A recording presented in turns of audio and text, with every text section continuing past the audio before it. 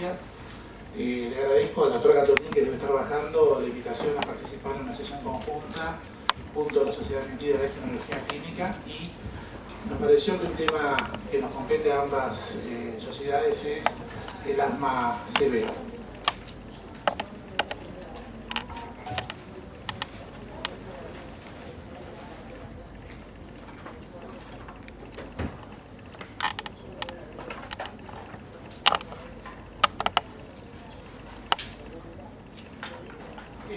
Frente a este tema es necesario conocer que las definiciones por ahí implican conceptos que se usan de modo cotidiano y en muchos casos nos confunden. Muchas de esas definiciones parten del concepto de asma no controlado, es decir, aquel que tiene poder control de los síntomas frecuentes, uso de medicación de rescate, limitación de la actividad física cotidiana, ya sea escolar o laboral, y despertares nocturnos por asma. Una pregunta que uno puede hacer es si el paciente usa medicación de rescate, cuánto lo usa y cuánto le dura cada aerosol de medicación de rescate. Si nos dice que le dura menos de un mes, obviamente tiene un descontrol en cuanto al manejo de su asma. Otro aspecto del asma no controlado es el paciente que tiene agudizaciones frecuentes, más de 2 por año, el uso de corticoides orales, o bien tiene una exacerbación severa que requiere hospitalización.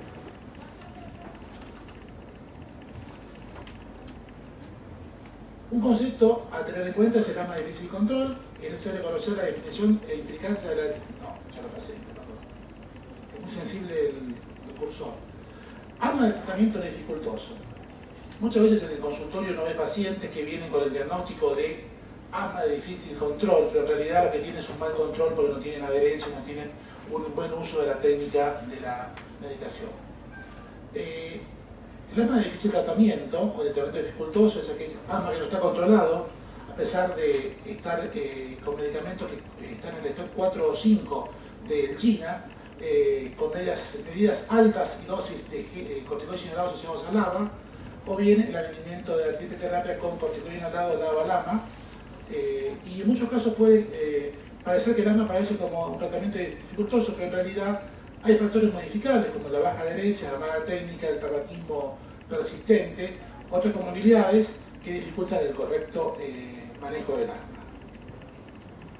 El asma severo es un asma que permanece no controlado a pesar de una óptima adherencia, una buena técnica inhalatoria y el control de las comorbilidades. Una vez alcanzado el control, puede empeorar al intentar bajar las dosis de medicamentos. En ocasiones es llamado un asma refractario severo, es refractario a altas dosis de tratamiento. Con el advenimiento de las drogas biológicas, el último tiempo este término queda medio inapropiado. Si uno analiza la prevalencia de estos puntos que estuve discutiendo, el 24% en GINA de los pacientes están en el step 4 o el step 5, un 17% de los pacientes asmáticos tienen tratamiento dificultoso y un 3.7% tienen asma severo. Bueno, voy a presentar a un amigo, Diego Liteuca, fue residente del Hospital de Clínicas de Neumología, es jefe de Neumología del Hospital Fernández de Buenos Aires.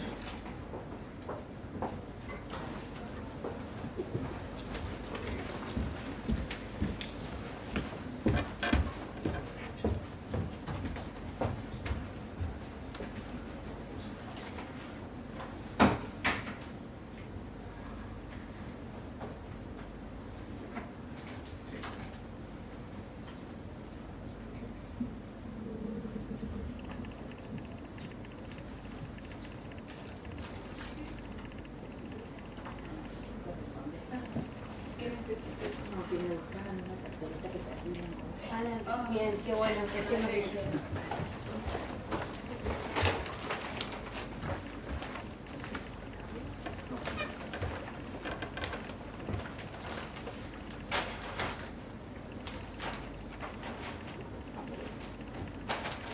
Buenas tardes, gracias por la invitación. Me voy a referir en los próximos 15 minutos de una manera, de un enfoque desde un punto de vista práctico a cómo llegamos al diagnóstico de asma grave y qué métodos complementarios tenemos a disposición para este fin.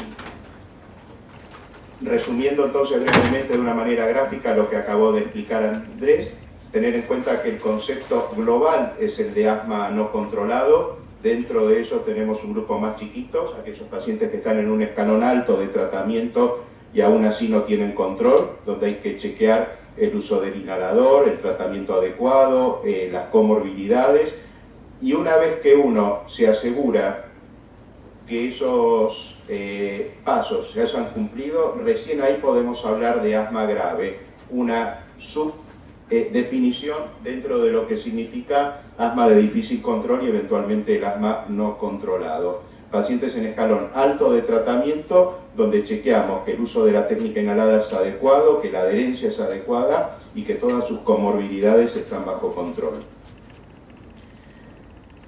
Vamos a intentar hacer el camino para llegar al diagnóstico teniendo como referencia la iniciativa china, que tiene una actualización de este año 2019 sobre asma severa. Nosotros partimos entonces de un paciente con asma de difícil control. Paciente en un escalón alto de tratamiento sintomático. El paso siguiente, ¿cuál sería? Confirmar que el paciente realmente tiene asma. Esto que parece muy sencillo, en la mayoría de los casos lo es, pero no siempre, teniendo en cuenta que no hay un diagnóstico, no hay un procedimiento diagnóstico que nos muestre de manera definitiva que un paciente tiene asma. Hay una constelación de elementos que uno toma para confirmar el diagnóstico.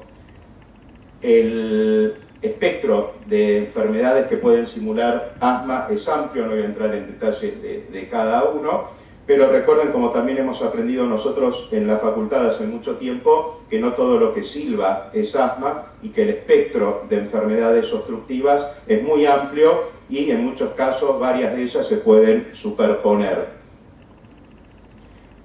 Esta es una mujer. Todos estos son casos reales, no están inventados con fines didácticos. Esta es una mujer de 48 años que yo veo por asma, de 3 años de evolución, una espirometría obstructiva, tenía rinitis alérgica, nunca había fumado, estaba en un escalón alto de tratamiento y aún así sintomática.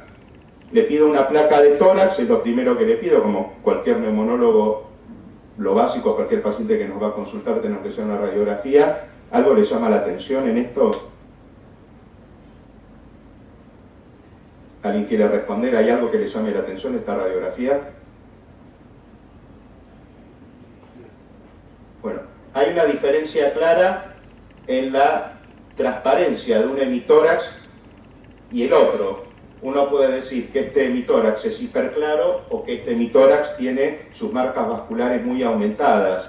En realidad lo anormal es la hiperclaridad de este hemitórax, donde ustedes ni siquiera ven la arteria pulmonar ni tampoco el botón aórtico. Esta señora tenía un asma de 3 años de evolución. La tomografía que nos muestra una lesión en la luz del bronquio fuente izquierdo que proviene del ostium del bronquio del lóbulo superior izquierdo y que lo atelectasió completamente. Lo que nosotros vemos en la placa es solamente el lóbulo inferior de ese pulmón.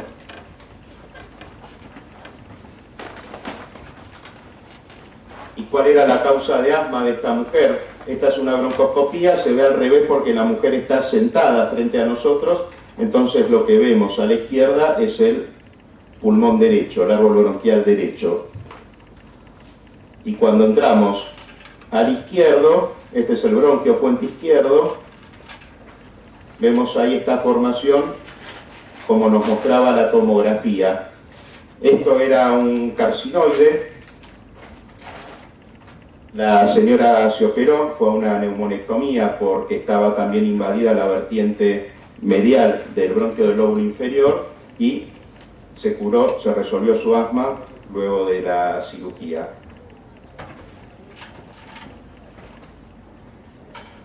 Una vez que nosotros estamos seguros que el paciente realmente tiene asma, veamos qué factores están contribuyendo para un mal control. Una técnica incorrecta en el uso de inhaladores. Tenemos una multitud de aparatos distintos con distintas técnicas. ¿Cuánto tiempo nos tomamos nosotros para explicarle al paciente cómo se utiliza cada uno? Seguramente poco en general. ¿Cuántas veces el paciente cambia? Porque le damos muestras, este mes tenemos un dispositivo y el mes que viene tenemos otro. Este es un factor crucial, cómo usa la medicación. ¿Es adherente al tratamiento? Las mejores cifras de adherencia no superan el 50%. es importante que nosotros podamos tener una idea de que por qué el paciente no es adherente. Puede no ser adherente porque no quiere, y en ese caso veremos qué conducta podemos tomar, porque no sabe por qué toma la medicación, le explicaremos, o porque se olvida y le daremos algunos tips, algunos consejos, como por ejemplo que ponga la medicación al lado del cepillo de dientes, que sepa que a la mañana y a la noche la va a ver. En cualquier caso esto lo podemos evaluar objetivamente, hay distintos formularios, este es uno de ellos. Una buena práctica es que mientras el paciente está en la sala de espera tenga ahí un formulario, pueda hacer el ACT, puede hacer este formulario de adherencia y nosotros cuando el paciente ingresa a la consulta tener una medición objetiva de estos parámetros. Tenemos que chequear qué comorbilidades tiene y eventualmente cuáles de ellas no están tratadas. Lo mismo, no voy a entrar en detalle de cada una, recuerden la importancia del reflujo, la asociación frecuente, lo mismo que el síndrome de apneas y hipoapneas del sueño, o la poliposis nasal.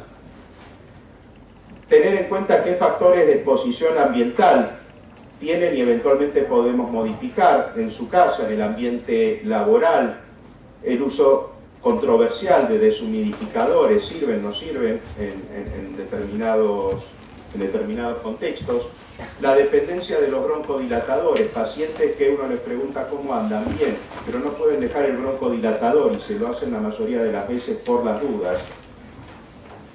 Y por último, la psicoterapia. Esta enfermedad, como cualquier otra enfermedad crónica no controlada, conlleva ansiedad, puede conllevar depresión y puede ser una pata del tratamiento la psicoterapia. En ningún caso la psicoterapia es tratamiento del asma. Esto le tiene que quedar claro porque hoy en día se sigue escuchando pacientes que van a la psicóloga porque se sienten mal y están deprimidos porque les falta el aire. Una vez que nosotros chequeamos que todas estas variables, el paciente está educado adecuadamente con respecto a su enfermedad, etcétera, tildamos, todo esto se cumple y esperamos no menos de 3 meses, y esto es importante, el diagnóstico de asma grave lo vamos a hacer no antes de los 3 meses y va a ser siempre entonces un diagnóstico retrospectivo. En ese momento, pasado este tiempo prudencial de observación, si el paciente continúa sin control de su asma, ahí definimos que el paciente tiene un asma severa o asma grave, lo más apropiado en nuestra terminología, en nuestro idioma. Ahora, en este punto, cuando nosotros después de algunos meses de tratamiento y de todos los estudios previos, definimos que el paciente tiene asma grave, tenemos que hacer 2 cosas. Intentar interpretar cuál es el mecanismo de inflamación que lleva a su enfermedad, el endotipo del asma y qué características observables de la enfermedad nosotros podemos ver, el fenotipo de la enfermedad. Dentro de los endotipos nada más 2 palabras. Recuerden que la mayoría de los pacientes presentan una inflamación mediada por una respuesta de tipo T2 alto. Intervienen los eosinófilos, en la mayoría de los casos intervienen también los neutrófilos y 3 citoquinas primordiales, la interleuquina 4, 5 y la 13. Importante reconocer esto porque van a ser targets eventualmente de tratamientos. Y si nosotros vemos que el paciente tiene un asma mediada por un endotipo, por una respuesta inflamatoria de tipo T2 baja, saber que esa vía va a estar mediada fundamentalmente por los neutrófilos o va a ser pausigranular y donde va a tener alguna intervención interferón alfa y otras citoquinas, básicamente la interleuquina 17. Importante reconocer esto porque nos va a dar una pista de cómo va a continuar el tratamiento. ¿Cómo podemos, qué datos podemos tener, qué biomarcadores que nos orienten? Los biomarcadores que hoy tenemos disponibles en la práctica clínica nos van a marcar para una respuesta de tipo T2 alta. ¿Cuál es? Básicamente la inmunoglobulina E, el feno, los eosinófilos en sangre periférica y excepcionalmente en esputo. Estos son los más importantes, los otros no tienen aplicación hoy en día en la práctica clínica. Y luego con estos datos nosotros vamos a clasificar a los pacientes de acuerdo a las características observables, como dije, a su fenotipo. Y el fenotipo ustedes lo pueden clasificar de acuerdo a la variable que tomen, y puede haber muchas formas de clasificarlo. Acá, por ejemplo, ustedes tienen un esquema que toma dos cosas: si comienza en la infancia o comienza en la adultez, y si tiene predominio eosinofílico o no. Y así define distintos tipos de asma. Pero pueden tomar otras fenotipificaciones. Esta que, por ejemplo, también toma la edad de inicio, toma la gravedad de los síntomas y toma el deterioro de la función pulmonar.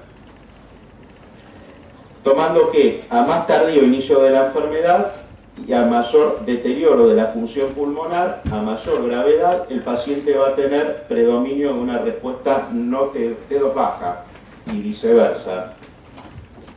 Esta es otra clasificación fenotípica, exactamente igual, toma en cuenta la inflamación eosinofílica y los síntomas. En cualquier caso no importa, la fenotipificación que ustedes lleven a cabo tiene que tener un fin, y en general ese fin es orientarnos por el tratamiento. A partir de los datos que obtengan, tienen que fijarse qué datos de utilidad tienen para definir luego la conducta.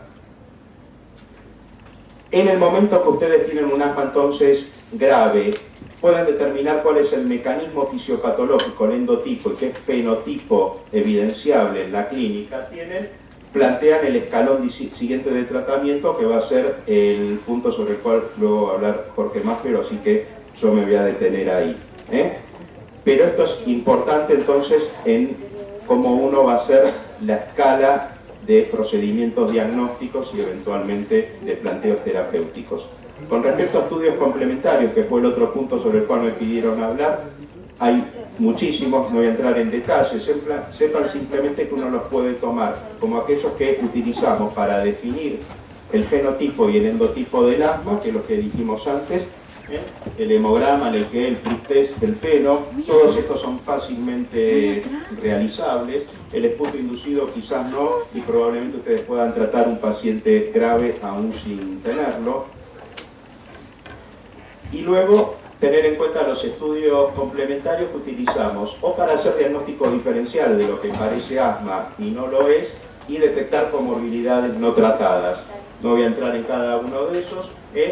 Aquí hay estudios que uno va a hacer sí o sí en el camino de llegar al diagnóstico del asma grave, como buscar, por ejemplo, la vasculitis, obviamente tener imágenes, determinar si el paciente es atópico o no, las imágenes de tórax y senos paranasales para buscar sus comorbilidades, eventualmente la pH-metría, la polisomnografía, buscando condiciones que uno sabe que son muy prevalentes en los pacientes con asma grave.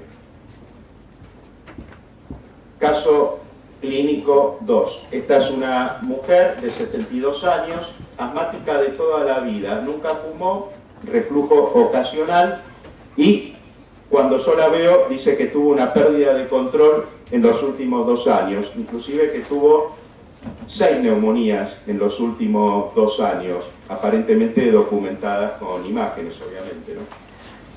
ACT 6. Pésimo control al momento de la primera consulta, una espirometría con una obstrucción moderada, una difusión normal, hipereosinofilia, ¿no? Casi 2.000 eosinófilos, con una IgE en la primera determinación mayor de 1.000, después creo que vamos a ver, tiene una como de 3.000. Todas las IgE específicas negativas, colágeno negativo, onca negativo, parasitológico de materia fecal negativa. Un FENO de 30, un PRIT test positivo. Esta señora venía con Seretide, fluticasona, salmeterol, 500 cada 12, con mal control. Yo la escalo directamente desde el principio, a escalón 5 de China.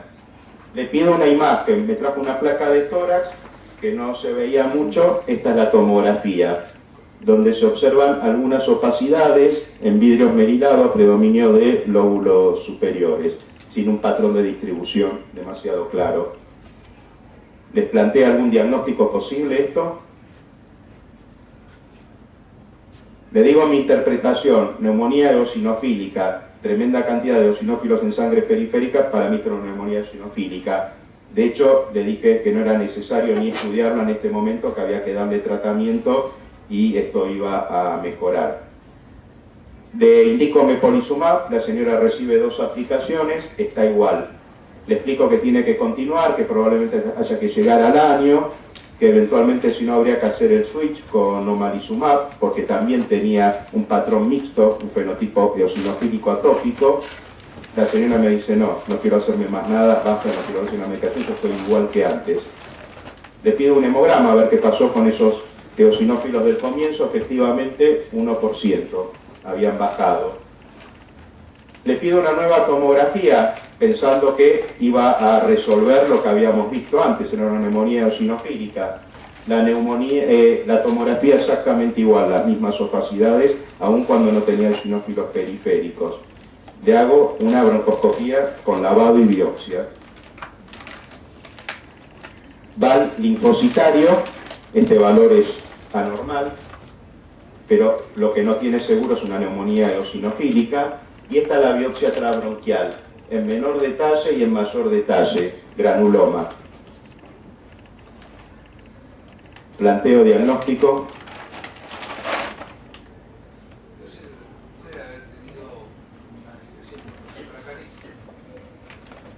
La verdad que no lo sé. Mi única intervención en ese aspecto fue haber pedido parasitológico de materia fecal, no encontré nada, pero bueno, tampoco hay evidencia de infección parasitaria, ¿no? El Toxocara canis da muchas veces, cuando se hace un hemograma común, más de 15.000 eosinófilos, por eso dice. No lo sé, mi interpretación igualmente que las 6 neumonías previas que tuvo en los últimos 2 años fue esto mismo. Cada vez que alguien la vio le dio antibióticos. Si eso fue migración de parásitos, la verdad que no lo sé. Es una larva que va migrando, muchas veces pasa por el pulmón y ahí produce las neumonías. Por eso dice. No lo sé. Le digo lo que hice acá. Me indican descartar neumonía por hipersensibilidad. Del interrogatorio nada, ninguna exposición. La mando a otro neumonólogo que se dedica a hacer intersticio, Engelmayer. La ve, no le encuentra nada. Interpreto que tiene una vasculitis, que quizás como la biopsia transbronquial es chica, no es representativa. La mando a alguien que hace autoinmunidad a ver si esto es lo que antes se llamaba Chur-Strauss. No le encuentra nada. Le vuelvo a preguntar, porque la verdad que por este lado no tenía muy claro cómo avanzar y le iba a hacer una criobiopsia como paso siguiente. Le vuelvo a preguntar el tema del reflujo y me dice, sí, ocasionalmente. Digo, bueno, me dedico a buscar si tiene otra causa de deterioro del control de su asma y esto después veré cómo lo resuelvo. Le pido una pHimetría. Esta es la línea de pH de 4, todos estos son episodios de reflujo ácido. Tenía un reflujo muy severo, muy significativo, muy prolongado y aún estando de pie, con lo cual estando acostada esto seguramente era mucho peor, reflujo francamente patológico. La deriva a un gastroenterólogo, tratamiento intensivo para el reflujo. Pasado 2 meses, ya no toma esteroides, los rescates son más aislados, mejor control, un ACT de 20, una espirometría normal y la desescalo en la intensidad de tratamiento. Ya quería cambiar a fluticasona salmeterol, le salía más barato, la paso a eso, tiotropio, le saco el Montelukast, la señora está bien. Me falta una nueva tomografía porque en 1 o 2 meses se la voy a pedir. ¿Cuál fue mi interpretación? Que no tenía un asma grave, tenía un asma de difícil control, por un reflujo gastroesofágico severo, que ella no lo percibía como tal, y yo en el primer interrogatorio no le di jerarquía, e interpreto que lo que tiene en pulmón es todo daño por reflujo, y ese granuloma es de cuerpo extraño, alguna partícula aspirada. Esta es la importancia entonces de cómo uno debe encarar, pero básicamente de cómo entender de manera retrospectiva todas estas variables. Es muy difícil, entiendo yo, plantearlo y estudiarlo de entrada, pero sí tenerlo presente cuando uno ve que avanza y no puede llegar más lejos, dar marcha atrás y volver a replantearse los estudios. Gracias.